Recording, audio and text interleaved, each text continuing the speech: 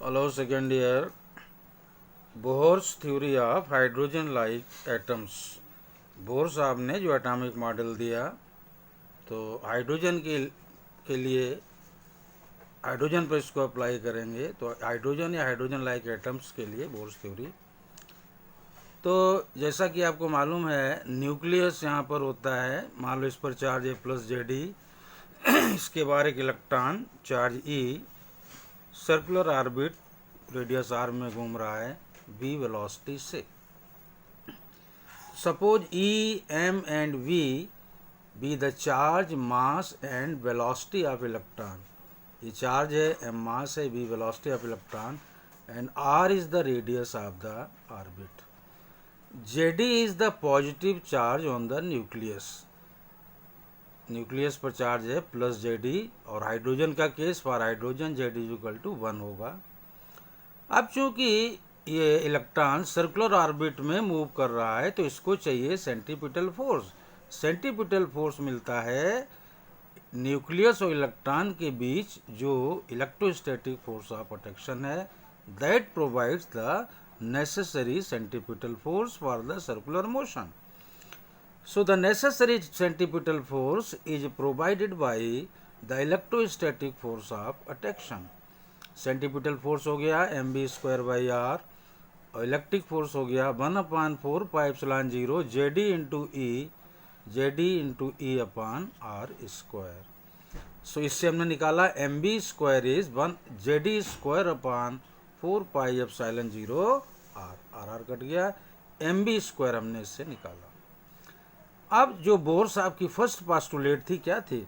From first postulate the angular momentum of the electron m v r is equal to n h upon 2π, जहाँ n है 1 2 3 and so on, इसको कहते हैं quantum number.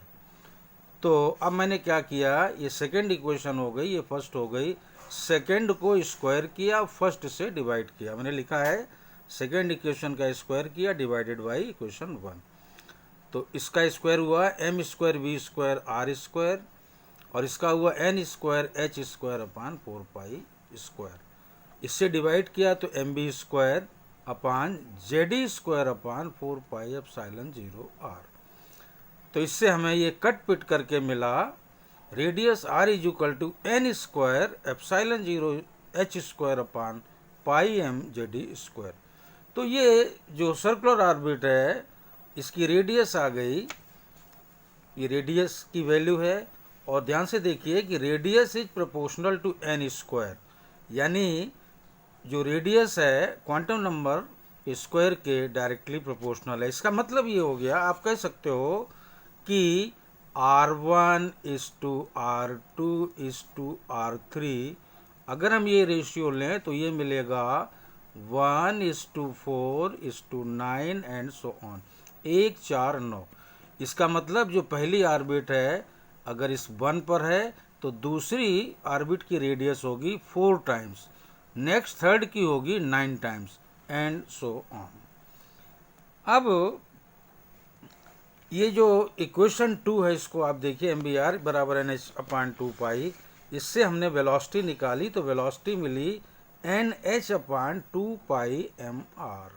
तो velocity भी हो गई एन एच अपॉन 2πm, और r की जगह हमने लिख दिया n square ε0 h square upon πm Z e square.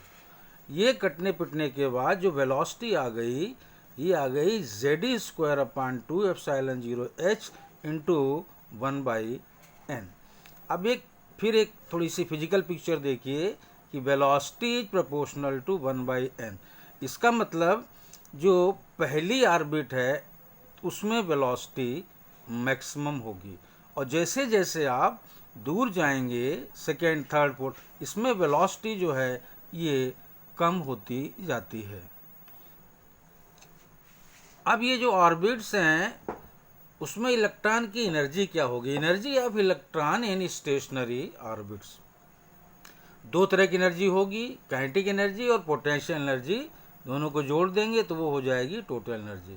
Now kinetic energy of electron K is equal to half mv square, और ध्यान से देखिए पहली क्वेश्चन जो एम बी स्क्वायर आपने निकाला था, जो एम बी स्क्वायर आपने निकाला था, ये जो एम बी स्क्वायर है ये आपने क्या निकाला था, JD square upon 4πε0r।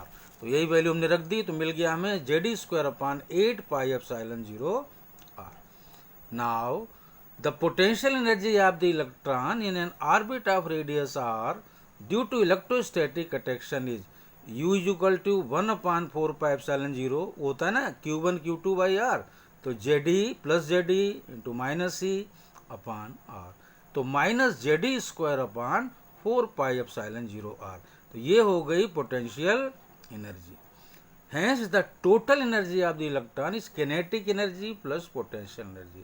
Kinetic energy Jd square upon 8πε0r minus Jd square upon 4πε0r।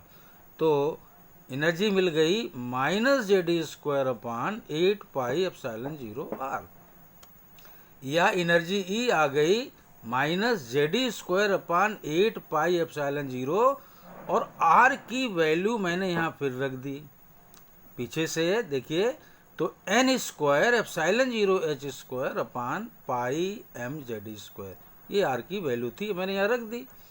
तो ये कट्टम पिट्टम के बाद जो टोटल एनर्जी मिली ये है minus m Z square E4 upon 8ε0 square h square. एक बार फिर से देखिए, m Z E4 upon 8ε0 square into h square into this one upon n square. So this is the energy of the electron in the nth orbit. तो आपने radius निकाली, आपने velocity निकाली इलेक्ट्रॉन की, और इसकी टोटल एनर्जी आपने निकाल ली। Now suppose in the excited atom, suppose in the excited atom, जब उसको एनर्जी मिल जाती है तो उसको कहेंगे एक्साइटेड एटम।